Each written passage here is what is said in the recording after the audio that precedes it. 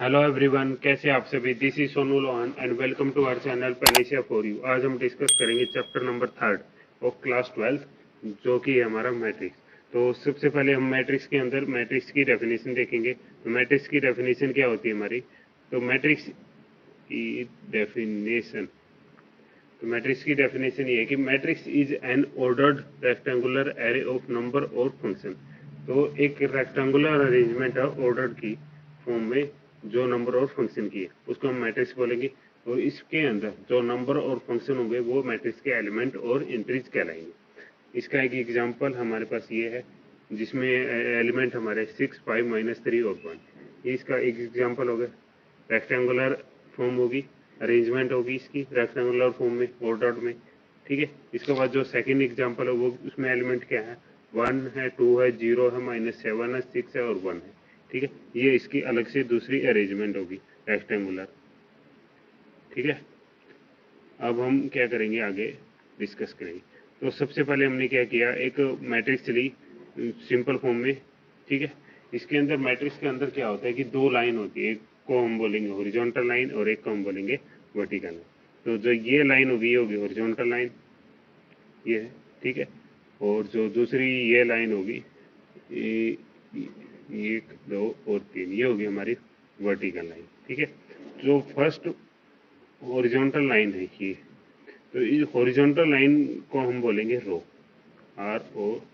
ठीक है। इसका मतलब जो फर्स्ट हॉरिजॉन्टल लाइन है वो क्या होगी, फर्स्ट रो। उसके बाद जो सेकंड हॉरिजॉन्टल लाइन है उसको हम बोलेंगे सेकंड रो। ठीक है। ऐसे फिर हम वर्टिकल लाइन को देखेंगे। तो वर्टिकल लाइन क्या होगी, first vertical line, second vertical line, third vertical line. तो फर्स्ट वर्टिकल लाइन को हम बोलेंगे first column, second vertical line को हम बोलेंगे second column, third vertical line को हम बोलेंगे थर्ड कॉलम। सिंपल है। बस इसमें मतलब डिस्कस करना यही है कि एक रो होती है, एक कॉलम होता है मैट्रिक्स के अंदर। ठीक है। अब हम इसके ऑर्डर के ऊपर चलेंगे। Order of a matrix, A matrix जिसके अंदर m रोज हो और n कॉलम हो उसको ऑर्डर ऑफ मैट्रिक्स बोलेंगे, जिसको हम कैसे डिनोट करेंगे, m क्रॉस n से। m क्रॉस n से इसको डिनोट कर दिया हमारे। इसका मतलब बाद में अगर इसके टोटल एलिमेंट निकालने पड़ेगी तो इसकी वैल्यू कितनी हो जाएगी, m इंटू एन, mn इसकी वैल्यू हो जाएगी। ठीक है, एलिमेंट निकालने की। तो जैसे कि हमने कोई भी एक एग्जांपल ले लेते हैं, हम एक मैट्रिक्स ले लिया जिसमें -7, 2, 0 और 5 ये इसके एलिमेंट हो गए। ठीक है। इसका मतलब सबसे पहले इसकी हॉरिजॉन्टल लाइन देखेंगे तो फर्स्ट हॉरिजॉन्टल लाइन, ये सेकंड हॉरिजॉन्टल लाइन। इसका मतलब जो रो होगी वो कितनी होगी, 2। तो 2 लिख लिया पहले। उसके बाद वर्टिकल लाइन ये होगी और एक ये होगी, तो दो वर्टिकल लाइन होगी। तो इसका मतलब दो कॉलम हो गए। तो 2 क्रॉस 2 हो गया और 2 क्रॉस 2 भी अगर मल्टीप्लाई करेंगे तो कितना आएगा, 4। इसका मतलब जो हमारी मैट्रिक्स है उसके अंदर टोटल एलिमेंट कितने होंगे, 4, 1, 2, 3 एंड 4, 4 एलिमेंट हो जाएंगे। ठीक है, एक मैट्रिक्स के अंदर। अब हम क्या करेंगे, इस जो ये मैट्रिक्स है इसका जो हमने एलिमेंट का तरीका निकाला है इसको एक जनरली फॉर्म में हम डिनोट करेंगे। तो हमारे पास हम क्या है, एम रो है, एम रो एंड क्या है, एन कॉलम है, एन कॉलम। ठीक है। तो हमने क्या किया, एक मैट्रिक्स ड्रॉ करेंगे। यहाँ पे देखो, तो मैट्रिक्स ड्रॉ करेंगे तो हमारे पास क्या आ जाएगा, ये हमने मैट्रिक्स ड्रॉ करी और ये इसकी ब्रैकेट लगाई। तो सबसे पहले हम एक एलिमेंट रखेंगे तो जिसको हम ए से डिनोट करेंगे। ए के साथ में जो नंबर होंगे वो वेरी करते रहेंगे लेकिन ए इसमें साथ में चलता रहेगा। तो क्या होगा, A11 कैसे लिखा, क्योंकि जो ये फर्स्ट एलिमेंट नंबर है ये रिप्रेजेंट करेगा रो को, जो सेकंड नंबर होगा ये रिप्रेजेंट करेगा कॉलम को। ठीक है। ऐसे फिर हम नेक्स्ट एलिमेंट लिखेंगे तो वो क्या होगा, 1, 2, यानी कि फर्स्ट रो को सेकंड कॉलम को। तो इसके अंदर जो अब हम लिखेंगे अप टू A1n। ठीक है। तो इसका मतलब क्या होगी, A1n का मतलब हो गया कि फर्स्ट रो और nth कॉलम। नेक्स्ट हम लाइन में लिखेंगे A ऑफ 2, 1। 2, 1 कैसे, सेकेंड रो फर्स्ट कॉलम। ऐसे फिर हम A22 हो गया यानी कि सेकेंड रो सेकेंड कॉलम। अब लास्ट तक ऐसे ही लिखेंगे।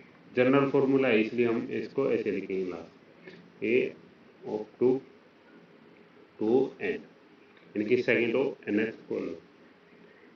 सिंपली सो दैट जैसे ये 1 2 से हमने जनरल फॉर्म लगा के लास्ट नंबर लिखा, ऐसे ही हम 1 और 2 के साथ इसकी जनरल फॉर्मूला लगा के हम लास्ट एलिमेंट की वैल्यू निकालेंगे। ए एम 1 ऐसे फिर a m 2 up to n तक, तो ये हो जाएगा ए एम एन। ठीक है, तो हमारे पास क्या है कि हमारे पास एक वो है एम रो है और एन कॉलम है। इसका मतलब जो इसका आउटर रो होगा वो क्या होगा, एम क्रॉस एन। ठीक है, एम क्रॉस एन ऑर्डर हो जाएगा और टोटल एलिमेंट अगर इसके निकालने होंगे वो कितने होंगे, एम एन इसके टोटल एलिमेंट हो जाएंगे।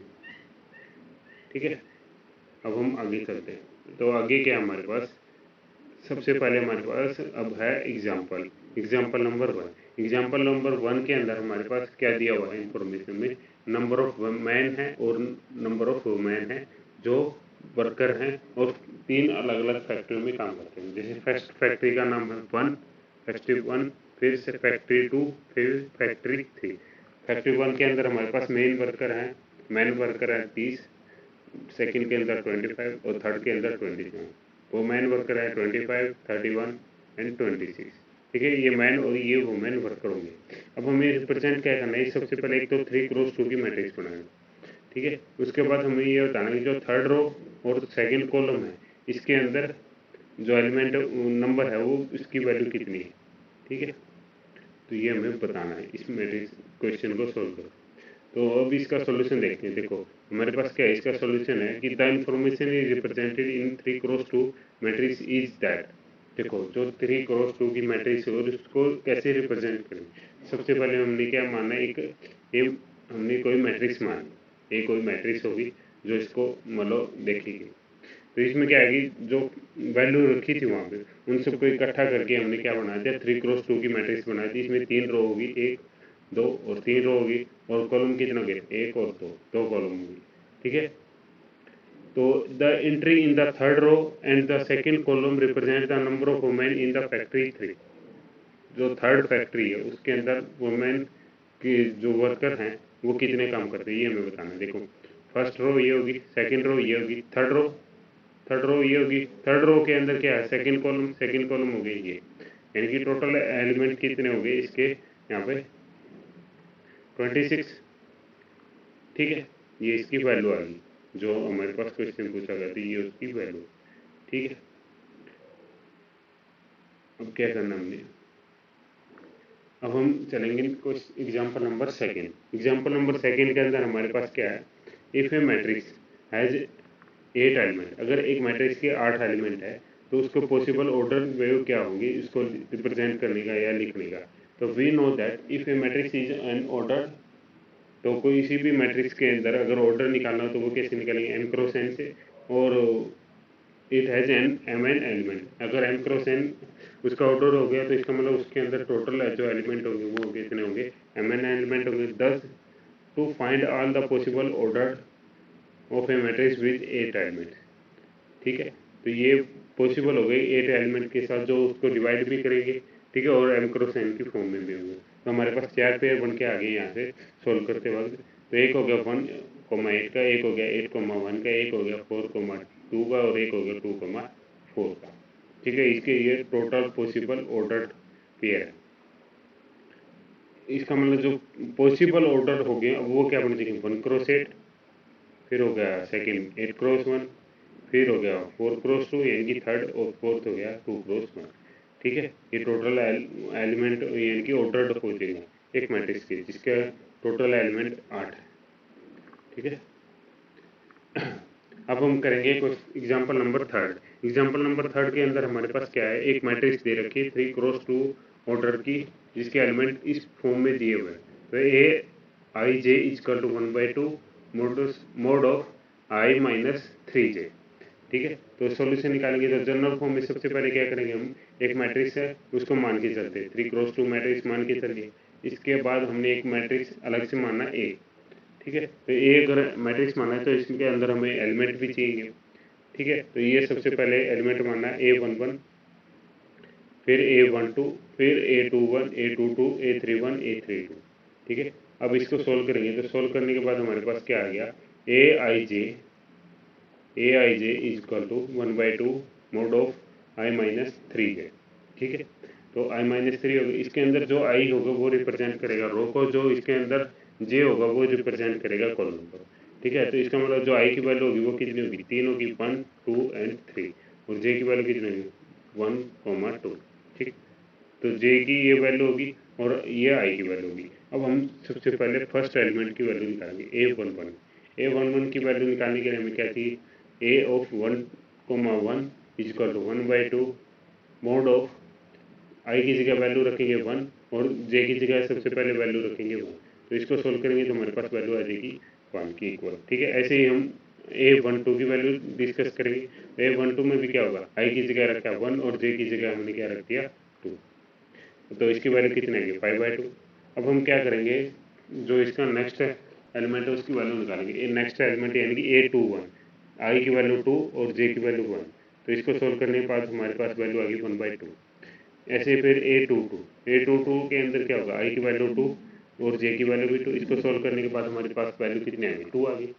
A31 इजकल टू 1/2, आई की वैल्यू 3 होगी यहाँ पे और जे की वैल्यू 1 होगी, इसको सोल्व करने के बाद हमारे पास वैल्यू कितनी है 0। ऐसे फिर जो लास्ट एलिमेंट है A32, इसमें क्या होगा, आई की वैल्यू 3 और जे की वैल्यू आ गई 2, इसको सोल्व करते वक्त हमारे पास वैल्यू कितनी होगी 3/2।